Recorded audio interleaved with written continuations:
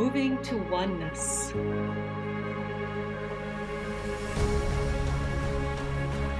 Nourishing curiosity. Embracing differences. Becoming one.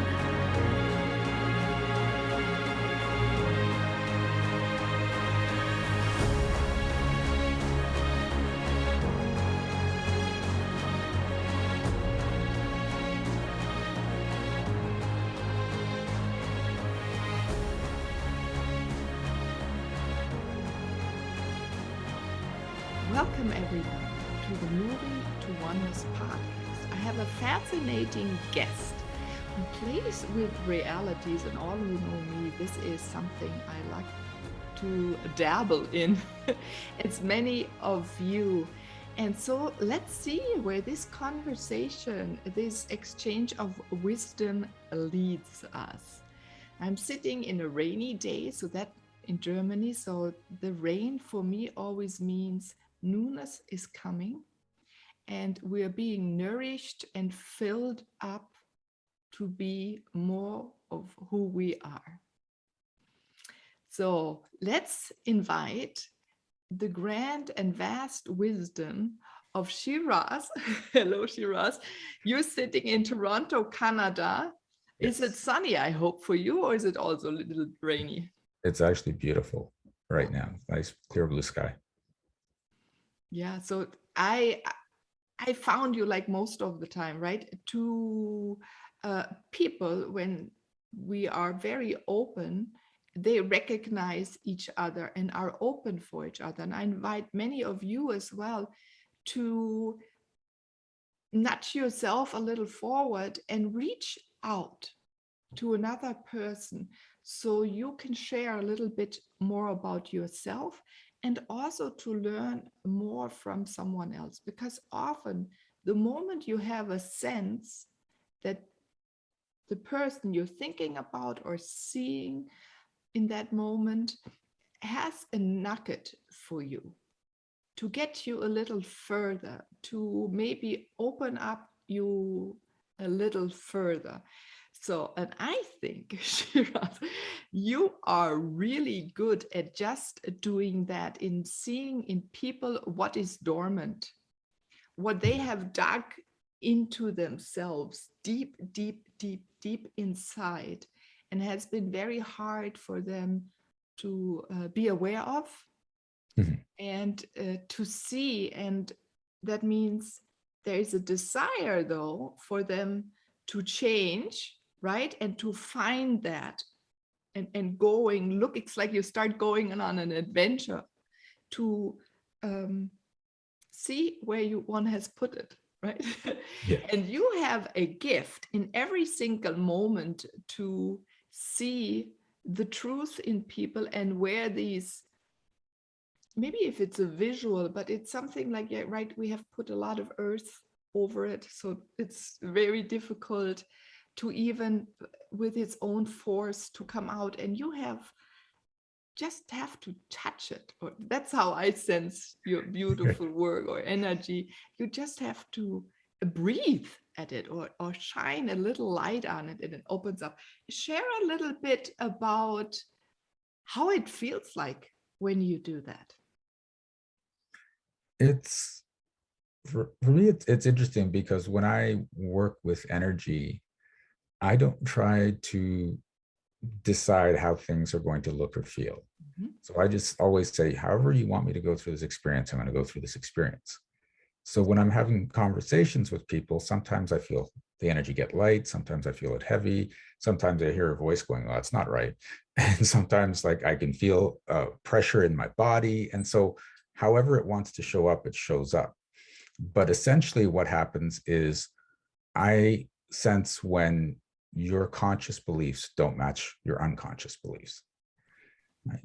So when people are talking to me, I'm just listening to the conversation, and it's not that they're trying to lie to me, but it's like one time I was hanging out and talking to this guy that's a musician, and he was saying, oh, I practice with my band every week, and it's such a great time. I'm just like, the energy is just high, high.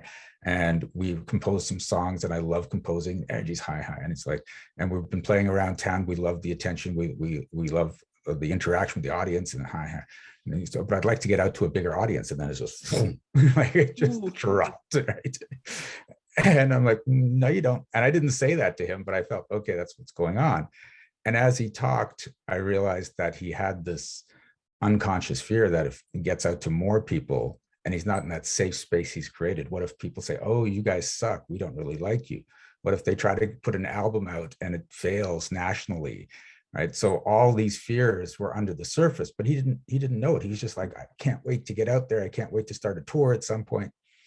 And I knew it wasn't going to happen at his current state. It may have changed over the years as he got through things, but his current state, going big would just crush him. It would just shut him down.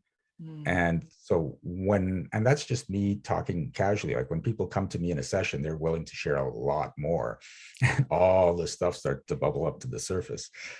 But it's nice because in that they're willing to actually hear what I have to say and where they're telling truths and telling lies, and examine what's going on there. What's the reason? What are the beliefs behind the lies? Because no one, especially when you're talking about improving your life, improving your health, improving your relationships, you don't want to actually tell lies about it. You say, I want a wonderful relationship. You're hoping you're telling the truth, but then you find out, oh, but the last person I was in a relationship with hurt me really bad, and I have to make sure I never go through that again. And your subconscious always looks for the quickest solutions, the easiest solutions. So if you never want to get your heart broken again, the best solution is to never have a relationship again. Yeah. Won't get your heart broken, right? So it's crazy how it works. But and the cool thing is, I know she said I have this gift, but what I do is completely teachable. Everyone's got it, but it's like a muscle no one uses. And the more you exercise that muscle, the more you step into this, and you just start to hear all this information. And then it's fun, but it's also, this weird state, because you're seeing the truth of everyone around you suddenly. The lies just all fade away. Right? You're right. You're so right. So often we say things we've heard so often. We imprint children, or we are imprinted as children with our vocabulary, with how we live. Even as a mother, you try so much as possible to be oneself. I try to be myself so my son can be himself, right? But in a relationship, he notices, or he takes the language and the experience and takes it in, as I have done, and you have done. So sometimes it gets intermingled, and it's hard to decide what is yours. And in your book, you describe that very beautiful, how people can become aware of what is theirs and what is not, and start practicing. And in your book, when I read that, I loved it. I read it rather quickly, because you have a certain energy underlying each single sentence. So it is not just that you're writing what people to observe, so they can observe themselves really well. But there was always a feeling of you embracing the reader and providing them like a blanket. Yeah, like a blanket. So that that's how it was for me. So I can really lean back and do what you're writing about. Often things are written and they're very technical or abstract, but there was not this abstractness. It's like your writing was a storytelling that you have to share that in a moment, please. Your own experience, how you became yourself such a good story observant. Yeah. And so through that, because you create an experience while reading, which creates this transformation, and it goes boomba, and you don't even feel it. It is so soft. It is so gentle. It is so light. Yeah. And this is, I believe so much, that is the new way. We don't have to work through or look at ourselves in this heaviness anymore, right? The times have switched. and you're like the beacon of light that is going to lead. Oh, That's how it feels. Not that you're telling others to do, but you're providing the tools, and you start in training to do the muscles. So how did you get to become such a, in German there's a word einfühlsam. In English there's not so many words for feelings, but you go into the person and you feel them, even if when you write you must have such an openness, open heart, open awareness in your being. This is beautiful. Where did you get that? Did you get that also from where you're born? Oh, I have too many questions. So start with the first. that just came from life experiences and feeling things out, discovering what works, what doesn't work. Like even back before I was doing this, a lot of deep energy work intentionally, I was very observant. And this is the one thing I've seen in a lot of relationships, and it seems so obvious now, but back then, I was clueless and figuring it out.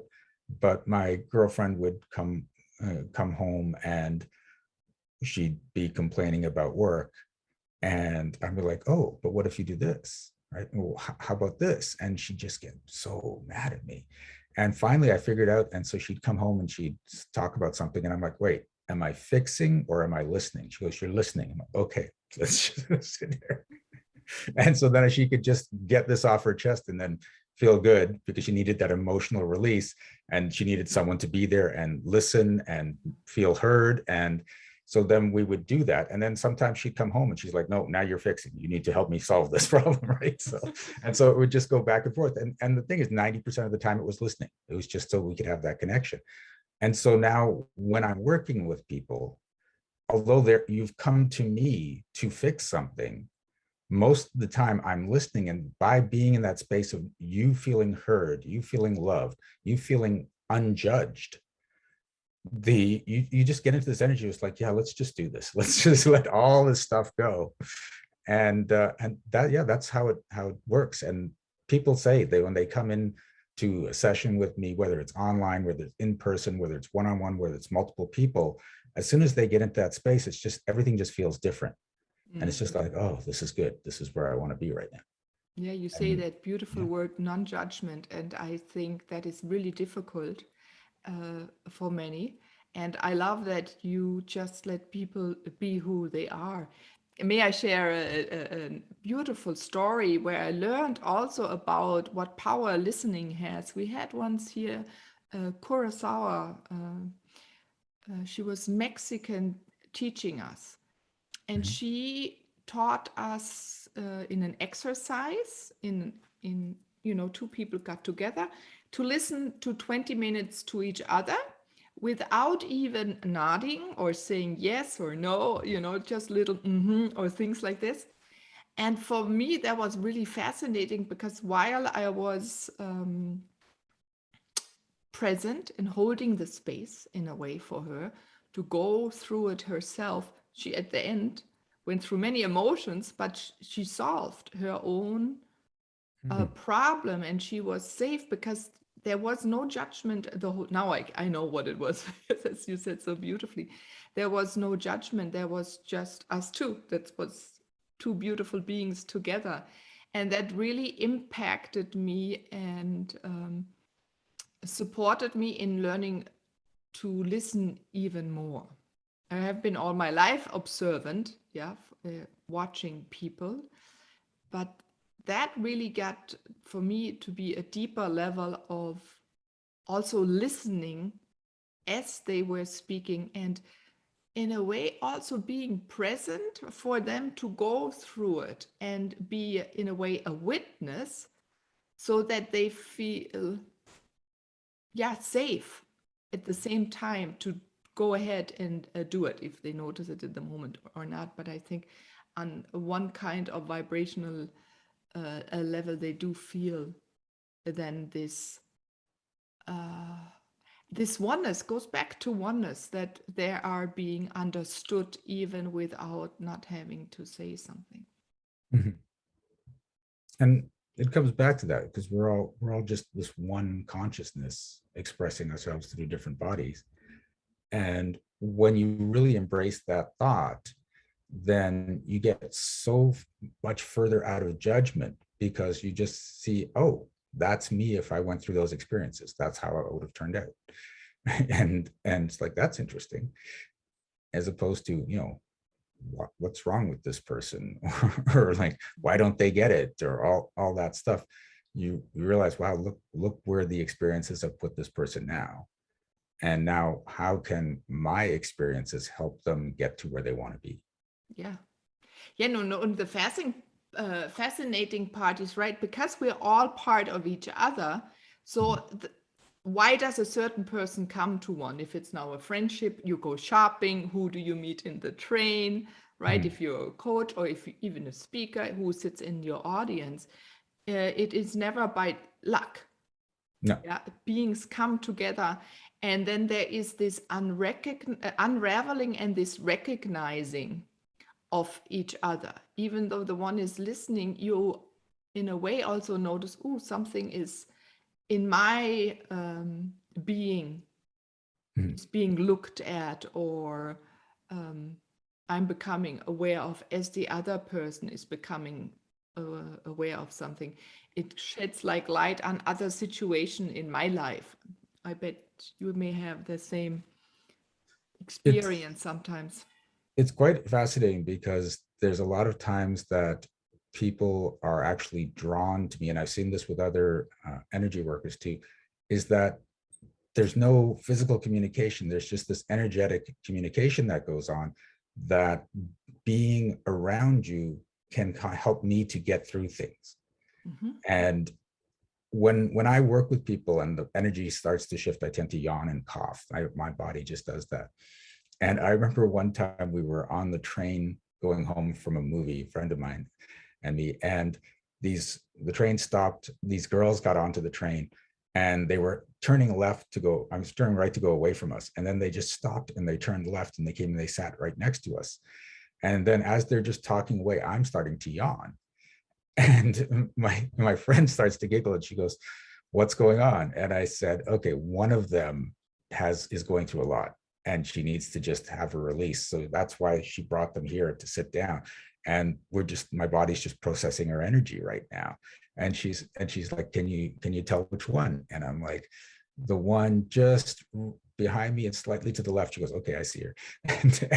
And then she's like, you don't have to do this. You're not working. I'm like, oh, she needs it. We're just relaxing, going home. It's fine. We'll just do this now. And but there wasn't a coincidence. They happened to get on that car while I was there, and they almost tried to move away, but they just came back and sat right where they needed to be.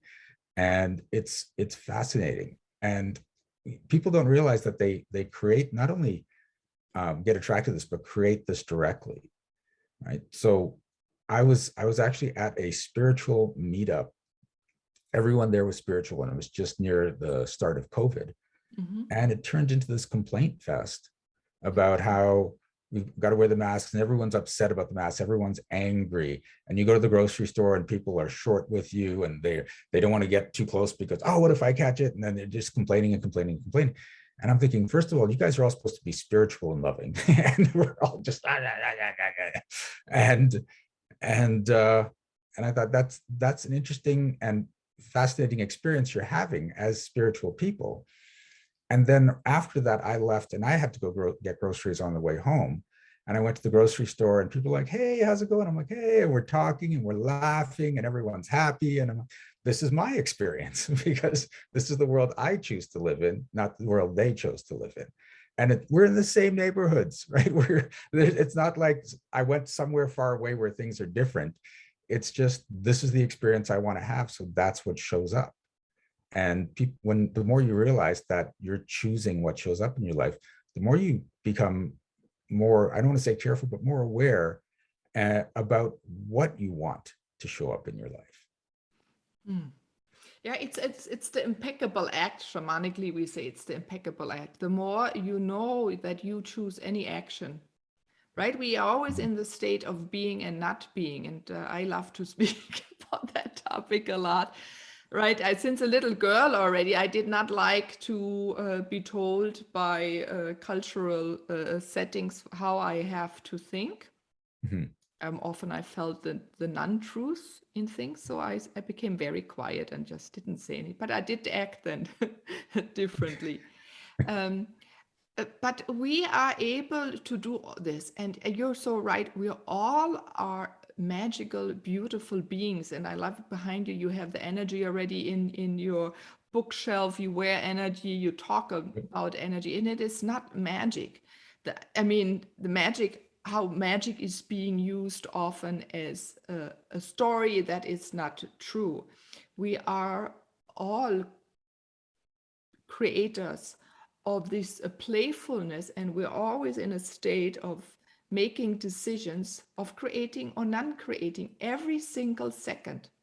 Mhm. And that's what I love to show people or give them back, that understanding that they're able and capable. And I think it's not so easy. It has been done, right? We have been silenced around the world over and over in many cultures.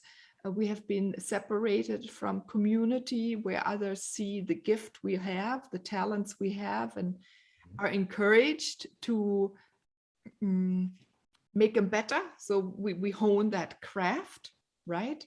That a gift.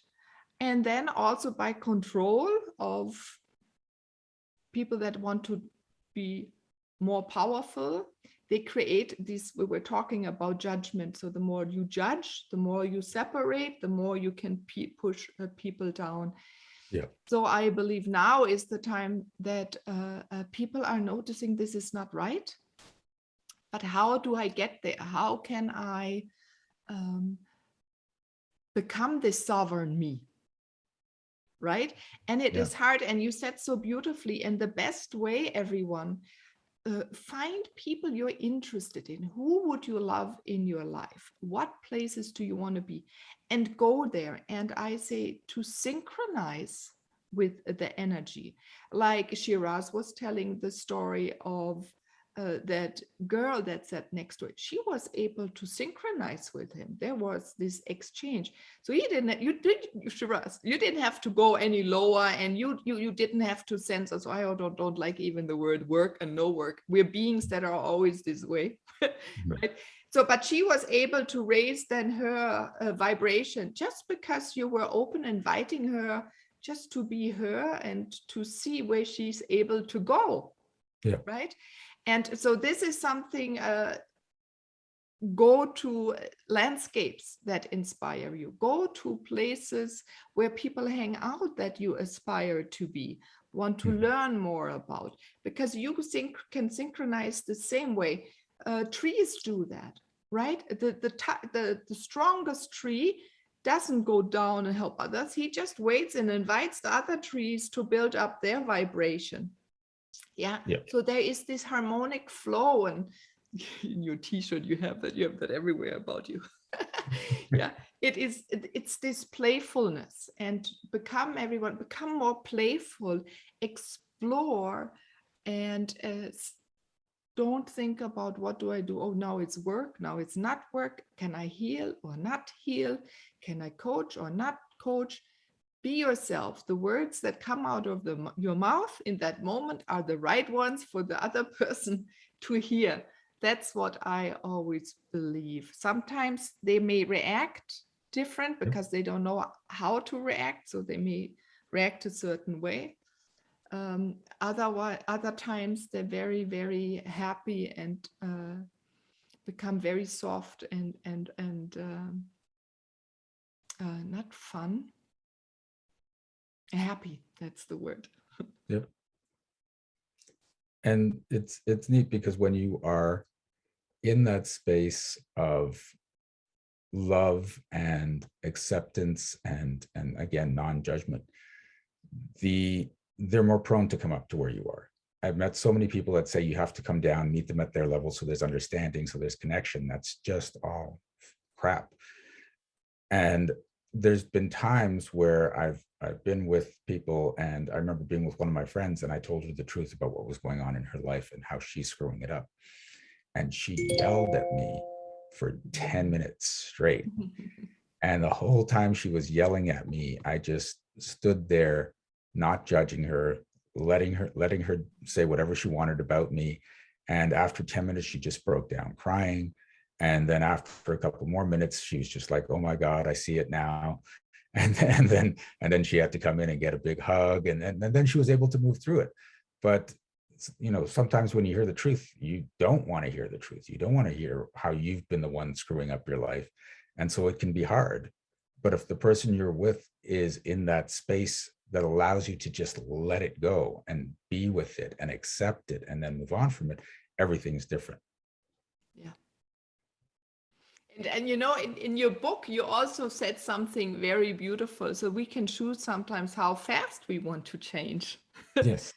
And I wanted to share that story. I also, my son is now 15, so he was 11 years ago. I heard a woman I was listening to a summit at that time, and she said, yeah, you can choose, but I do tell you to go slow. And I remember I said, no, I'm not going to go slow. That's Meilinish, right? Always going full speed ahead. And yes, and then these things it came and turn upside down, turn around. But I desired it, and I do not regret it. It was up and down also emotionally, and but it solved so many things quickly.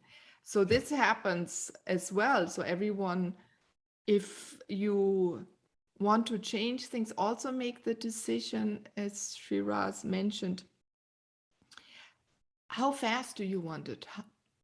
Yeah, and are you open for quick change? And don't forget in that moment, and you point that out several times, that your environment changes as well, right? And sometimes we don't know how they're going to react.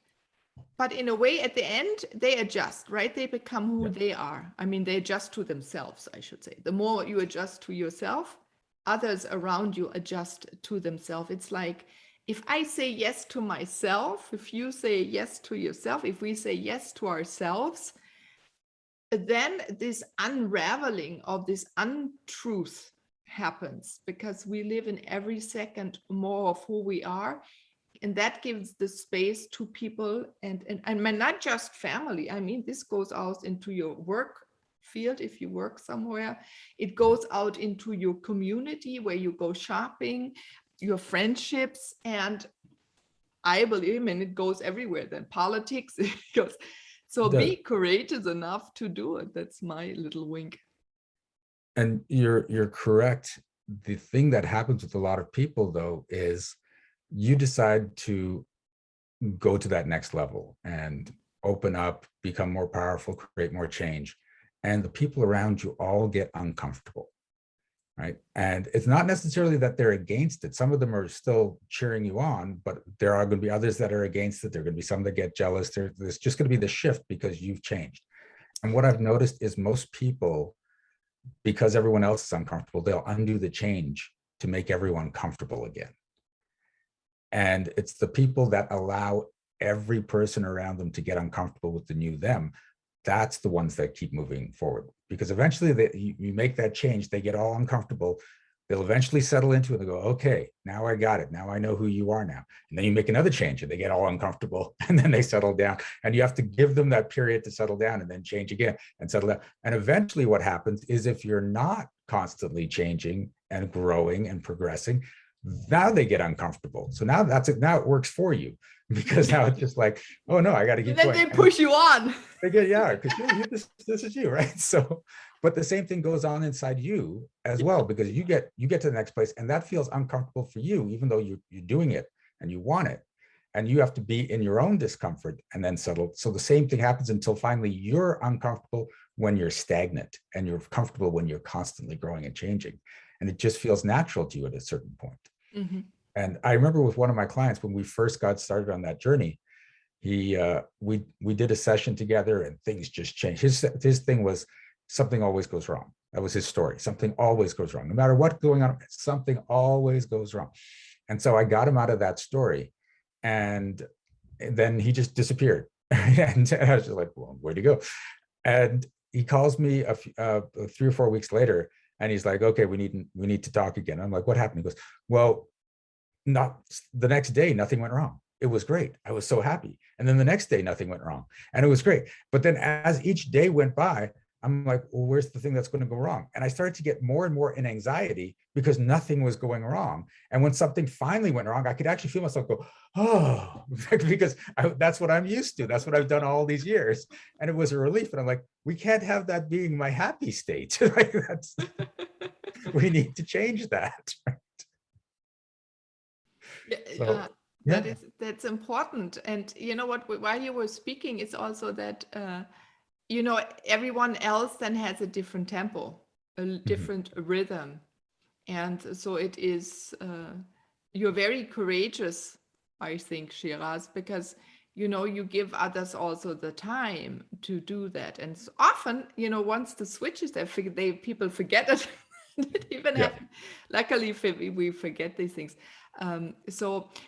But I want to share it with everyone. Shiraz, you also life was a little rough, and you went. You first of all, you not from originally from Canada, so you come from South Africa and had to adapt to a new culture, even though young. But I bet, and sometimes you miss the wisdom of the places where you have been born.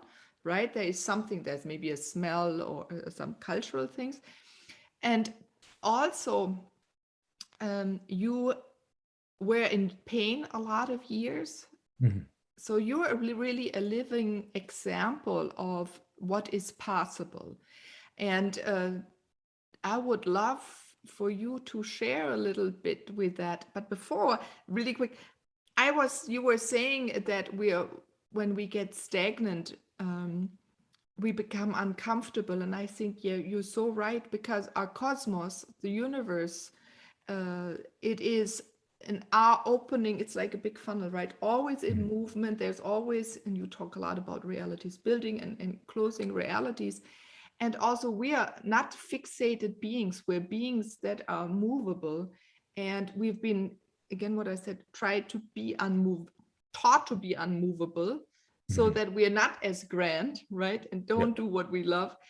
But we've now sensing it in our body that we are movable and unlimited, and beings that are always in the flow. So how did you get your flow? What was the trigger? You were in pain. Can you remember what thoughts you had, or what prompted, or what inspired you to get change, to look for change, to meet other people, and especially that you knew that there is the possibility of healing in a change? Well, it comes down to the fact that if something is persistent in your life, if there's a problem that doesn't go away, or if there's a reoccurring thing that happens, like I always meet the wrong person, or whenever I try to build a business, it fails, or whatever it is. And for me, it was I got arthritis at 22, and it was just persistent. It didn't go away. And it wasn't just that I started to get shoulder pain or something at 22. It came on big, and it was every joint in my body. And there were days I would just lie in bed in agony. There were evenings where I'm trying to have dinner and I'm basically sipping it through a straw because my jaw is so swollen it can't move.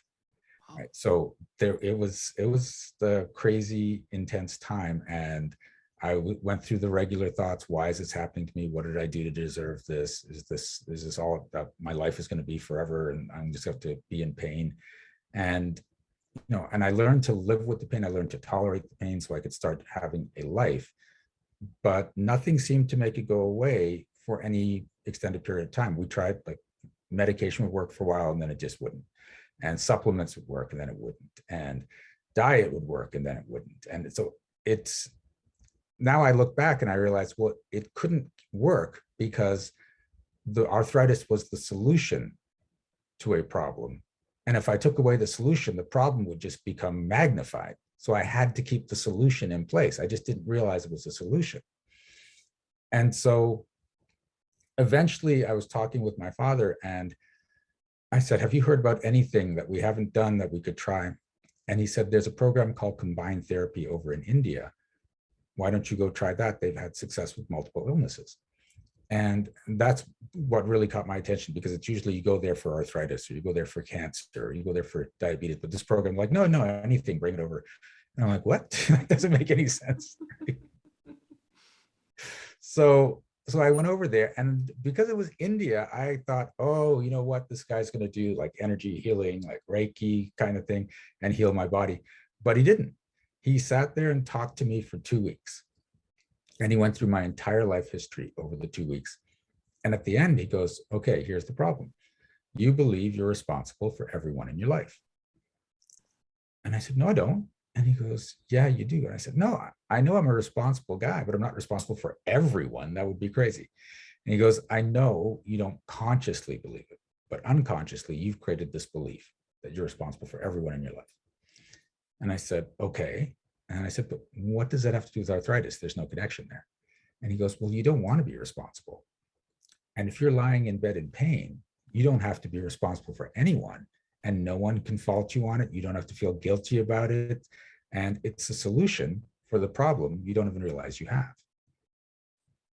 And I thought, that's so messed up. But now, having worked with so many people, I know that most chronic illnesses are solutions for problems people don't want to have. And also most horrible relationships, most bad jobs you can't get out of it. Every one of them, there's a solution in there, and you just don't realize what it is. So then it finally clicked, and I said, so wait a sec. If I just say I'm not going to be responsible for anyone, then I won't have the arthritis. He goes, if you honestly mean that you're not going to be responsible for anyone but you, then you don't need the arthritis. There's no need for it in your life. So I said, okay, I'm not going to be responsible for anyone but me. And the next morning I woke up, no pain, no inflammation, more mobility, and I could even breathe better. It was really weird. And I was freaking out. Well, what just happened? Right? How do the things don't like magically cure overnight, but they do. Because if you don't have the problem in your life anymore, you don't need that solution that was making your life miserable. And yeah, so then it just went away. And I've worked with other people with chronic illnesses. That one girl just a while ago, fibromyalgia, and she'd had it for years, and she said, it keeps me from going to work. I keep having to take time off. And I asked her, do you really want to go to work? And she's like, of course I do. And I could tell that was a lie. Mm-hmm. And I said, well, what if you go to another job? And it was like, the thought had never occurred to her. I said, well, what if you went to a job that you liked, that you really enjoyed doing and look forward to doing? And I could see her trying to process this, because her belief was, I have to go to this job. This is the job I work at. This is where I have to go. But the fibromyalgia was saying, stop going to this job. You hate this job. And so when I finally made her realize she didn't need to go to the job, she can go get another job, and she went and got another job. The next day, just like me, the fibromyalgia, the pain was gone. Right? And this is what we do to ourselves. Right? So people just need to look. You need to look and say, what's that recurring problem? And how is that a solution for something? What is that keeping me from doing, or letting me get away with, or keeping me away from? So then the answers can start to bubble up, and you go, oh, I see it now. And when you let go of that other belief, the problem goes away. I love that. It's also that you said so beautifully just at the end, the way where we want to go. And so community, I feel like community is so important, because just speaking things out sometimes aloud lets us see, or also lets me see things. Can do a lot in a thought, but speaking it out loud helps. Yes. Yeah, because also you give voice to it, right? You acknowledge also in that moment that you want change. Otherwise, yes. Why would you voice it? Yeah. And that does something and maybe at the beginning it's a little hard to speak about it. You don't have the right words, or you're a little pulled back, right? But as you were saying, yeah, right, we become very tight. That's why we have many pains.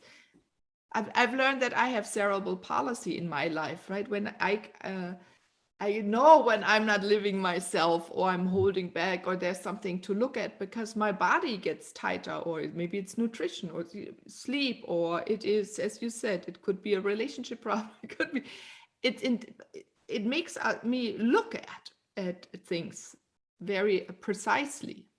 Sometimes I just stay at it because I feel like it, or you don't get there, and then do something else that brings the idea out of what it is, so we can solve a lot by ourselves. But a community with where people are with observant eyes, and most people, they're there to support us. They all have love. We have love all for each other, most of us. All of us, some may not be able to show it, but deep down they want to show it. And so that is coming out more and more. So again, when I notice, when I start speaking out a little bit or acting, I have to go a little slower. Sometimes I just do it, but sometimes it's the slow version.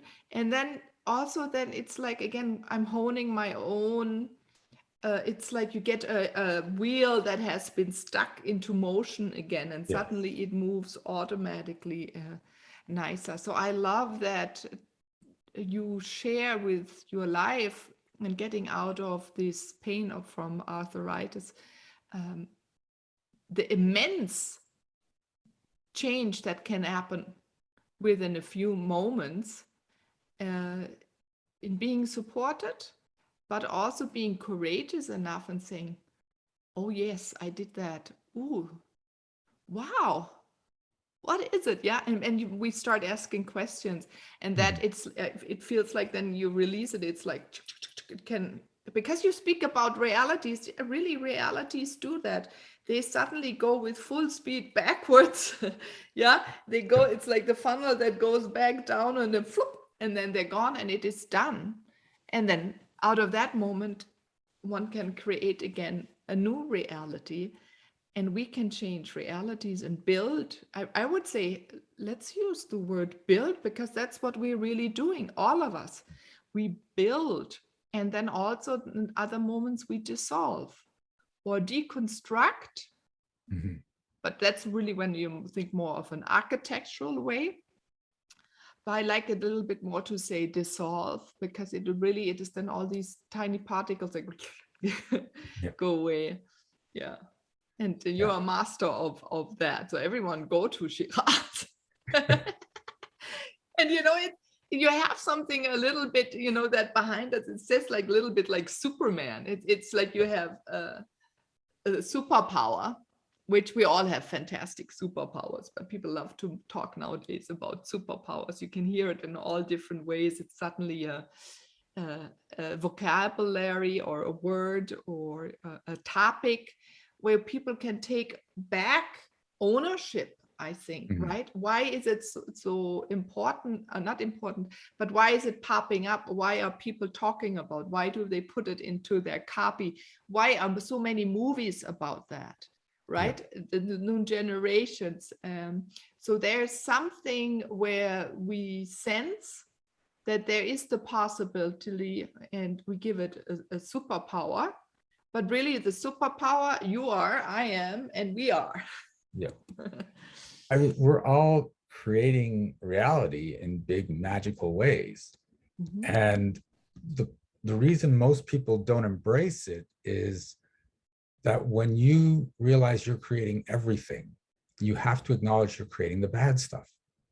Right? And all the bad stuff you've created in your life up to now, that's you. And that is jarring for a lot of people. Why would I want to create that? Why did I create pain? Why did I create that suffering? And what if I continue creating it? But when you embrace it and you look at it from a different point of view, so just yesterday, I've got a summit coming up, the Wealthy Healer Summit, because I see all these healers that should be making lots of money that are in the wrong belief system, that don't have the tools, and I want them to be empowered and make lots of money. And we've been putting this summit together, but we haven't been getting enough of the speakers that we've been wanting to have. And I sat down with my business partner and we're like, okay, we're doing everything right, but we're not getting the response. And so we started looking at the beliefs and was like, okay, why don't we want people to come there? Instead of saying, this is just what's happened to us. Why don't we want people coming to the summit? Why do we feel not ready? Do we feel that it might go badly and it'll look bad? Like we went through all the possible things that would scare us, that would make us think, oh, this is why we don't want the summit. And then we just let those go and let those go. And within hours afterwards, more applications started showing up and more people started talking about it. And it just like started to blow up. And I'm like, oh, we should have done that a little while ago, but apparently this was the right time to do it. And now it all just started flowing because we got that crap out of ourselves. And so the physical reality changed within hours, and it can happen within minutes. Yeah. Right. But you're creating it. You're creating everything. Yeah. And then also sometimes I say, if it doesn't function, we set intent and create an intention, and it's like, it's a line, and then things happen. Mm-hmm. Sometimes very quickly, sometimes not so often. So sometimes it's also the surrounding is not ready. So we have set the intention. And you can sometimes ask, is it me? Am I pulling tight? Right? Or am I pulling tight or my body is not doing? I always say when the body doesn't do it, or when you, as you just said so beautifully, things don't show up that you had intended to happen, right? You also had a very high standard. So you want to pull a lot of people up really quickly, right? So you were, yes. What magic did you have to create in that moment, right, to unravel, or you had to wait to unravel, so that in that moment when they was ready, it's sometimes a little complexer. It's not always our fault. And I also would love to emphasize that we're so used to saying we are the whole time a fault. Until that moment, you didn't know, right? We haven't fathomed something. It suddenly comes. It's easier to look back on retrospects, right? The thought didn't come into your head, Shiraz, of your business partner. But when the moment was right, also when it was the moment right for you to change and your surrounding to change, because other things had been working and other beings had been working from, then suddenly could go and unravel. And I think this is important for everyone to know. It's don't put too much pressure on yourself in making yourself small or weighed down. Yeah, it's not. Mm-hmm. They say that it's like there is no fault. It is how it is, and that's it. Yeah, and all you want to do is get into that space that everything's fine. And I just have to figure out what I love about this current situation. Mm-hmm. What about that can I change and love about the new situation? Yeah. Because what's happening is everything that's coming up is out of safety, right? Your ego is there trying to keep you safe based on all these experiences and the conclusions you've drawn through life and the beliefs you formed around those conclusions. But the crazy thing about the ego is it will do everything it can to keep you safe, including kill you. That's how powerful it is. I mean, my ego crippled my body to keep me safe. Mm-hmm. Right? Like it doesn't seem to make sense, but that's what was going on. And the big thing for most people don't realize is that most people on the planet create their realities out of the avoidance of guilt and shame. And those are the top priorities, not to feel guilt and shame. And so that's what the arthritis was. So I didn't want to feel guilt for not helping people or the shame of not being able to help enough people. So to keep that out of my world, I created a crippling disease because I thought that guilt and shame is so much more important to not feel than to feel pain, right? And so when you get that and you stop thinking about, well, what about this makes me feel guilty, or what about this make me feel shame, or stepping into that space, what could make me feel guilt or shame, then you'll start to see what pops up. And when you're willing, and here's the other thing is, guilt and shame are choices. We feel that they're not. We feel something happens and we just go into guilt and shame. We try to avoid that. but it's all based on how you've been brought up and what your beliefs are. Because like, here's an example. It's kind of a funny thing but let's say there's three guys standing there, and someone comes up and yanks the pants down on all three of them. Now, based on how they've been brought up, they're in different states. So the first guy is just, oh my God. And he freaks out and grabs and tries to pull his pants up and runs away. And it may even traumatize him for life. You don't know. It could have just been an embarrassing moment, but that's based on where he was. And he went into shame, right? The second guy, pants come down and he feels a little bit embarrassed. There's a little bit of shame coming up there, but he recovers from it. And he looks at the guy that pulled down his pants and goes, really? Seriously? And then he just pulls his pants up and continues, right? And then the third guy was raised in a completely different way, and he doesn't even step into the shame. The pants come down and he's like, get a good look, because I'm going to put my pants up soon. and then he pulls his pants up because that's where he was. But it's not automatic. It's what you've been trained to do. Yes. And at any given time, there's a choice. And when you start to make that choice that I'm not going to feel that guilt, I'm not going to feel it, I don't need to, then you create more freedom for yourself and you step into a different world. You create more magic for yourself. Mm. Yeah, the word, this is a big topic. Friends of mine have done big rituals this year. Shame, women, we're shamed, you know. It really interesting. It doesn't maybe, in German, we say pubic hair is shame hair. So it's, you know, that is how deep shame goes and how cultural. So I invite everyone to look at your culture, your language, your shame, give it new names, and then also you can come out of shame, because I think that would be the nicest. I always have, Shiraz, the idea of that naked healer, right? In India, a long time ago, they were walking around and they were doing exactly what you started speaking at the beginning about, was they were just there and they were naked. They showed all they have. They were not hiding. And that is freedom. That is extreme freedom of also being content with everything you have in every single moment. And it doesn't matter what weather it is, right? If it's raining like here, or the sun is shining like in Toronto, or how the weather is where everyone else is. Yeah. But feeling that, sensing that, and enjoying it. And then when you can let everything else go. And I know sometimes it's easier said than done, but look at Shiraz or myself. I've gone through things. He has gone through things. We know what is possible. There were moments we were in pain. There were moments where we're sad, but now I bet, Shiraz, the same for you when you're sad sometimes. There is a joy in it, because you know this sadness leads to answers or observations or new findings. Yeah, which then you can smile while you're sad. That's all. And when you can get there, and this is a beautiful state. I invite everyone, go for it. Try it out.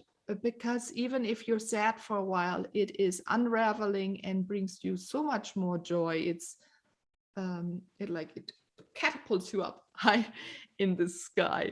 Shiraz, Shiraz, tell me, how can people reach you best, or share the name of your book, please, once for them as well. Oh, so my book is called How to Rewrite Reality. And yeah, it basically gives you the recipe to do that. It's all in story metaphors, so it's easy to understand. And beautiful read, everyone. Yeah, it was fun. It was a fun thing to write. I actually channeled a whole bunch of new information while writing that book. So the whole concept of genres did not exist before that book. That came out just from writing the book. So yeah, that's out there now. And if you want to know more about me or learn to shift reality like I do, you can go to energeticmagic.com. Yes.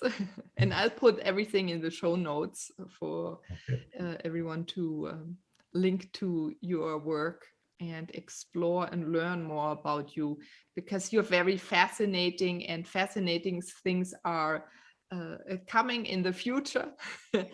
And you're helping more and more in a very easily doesn't exist, but easy way and gentle way of being themselves, being comfortable, feeling safe to, I'm going to use even the word expose themselves, take away even the clothing, right? That Yeah. they're comfortable in their home to be who they are in a naked state, but also to be naked enough to live their own truth in front of others Mhm. and speak what they think. And you've nudged, I think, many just during our conversation to do today, to do a little bit more of that. And you so beautifully shared your life story and your pain and how fast it can happen. Yeah. So Shira, thank you very much for your time to be on the Moving to Oneness podcast. Do you have the last thought for a person to be more of there and build a beautiful reality for themselves? Well, first of all, thank you so much for having me on the show. You're so This has just welcome. been a great pleasure. And the last thought is when I tell people over and over again, right now, people treat happiness like an illness, because if you're too happy, they go, what's wrong with you? Or what drugs are you on? Or what's going on? Don't be afraid to be the happiest person in the room. Just express the happiness and the joy that's in you, and don't worry what other people think about it. I love that. Yes, yes, yes. So everyone, you can feel also the energy he was sending you as he was speaking. Shira, thank you for that flush of energy to everyone. Thank you for being so magical and such a beautiful being and living yourself. And I wish you the best, and everyone listening, I wish you a wonderful time until we meet again. Goodbye.